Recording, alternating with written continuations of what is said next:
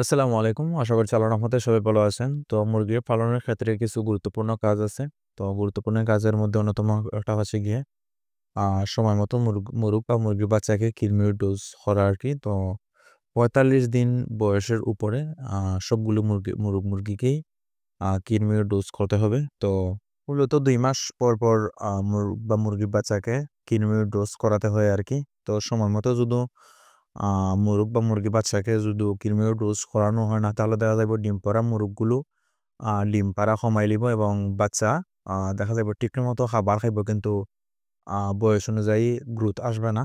তো অবশ্যই যারা বাণিজ্যিকভাবে আ খা মুরগ লালন পালন করেন, তারা অবশ্যই চেষ্টা করবেন সময় মতো, পরিমাণ মতো আ কৃমির ডোজ দেয়ার চেষ্টা করবেন আরকি। তো মূলত বেশিরভাগ মানুষই প্যারাভেট আ পাউডার দিয়ে কৃমির ডোজ করে থাকে। তো আ দেখা যায় ১ম বেচ যদি দেখা যায় প্যারাভেট দিয়ে করেন, তাহলে অন্য সময় অন্য একটা কোম্পানি দিয়ে করবেন আরকি। তো কৃমির ডোজ এরকম আ প্রতি বেজে কোম্পানি পাল্টাইয়া যেমন ১ টা ২ টা ৩ টা কোম্পানি পাল্টাইলেই মাসে চেঞ্জ করে খাওয়াইলে ভালো কাজ করে আরকি।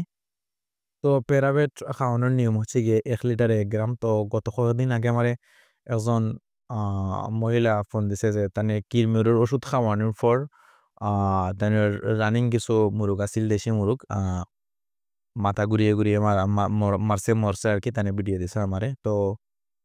তানে মূলত মারা যাওয়ার কারণটা হইলো গিয়া, তানে ১ প্যাকেট আছিল ১০ গ্রাম। ১০ গ্রাম প্রায় ১ লিটার পানির সাথে মিশিয়ে সবগুলো মুরগিকে দিছেন আরকি। তো তার জন্য মূলত ওভারডোজ হওয়ার কারণে গিয়া মুরগি মারা গেছে। তো অবশ্যই তোমরা যারা আ কৃমির ডোজ মুরগিরা করবেন, অবশ্যই দেখে শুনে বুঝে করবেন। কেননা ওভারডোজ হলে মুরগ বা মুরগি মারা যাবে।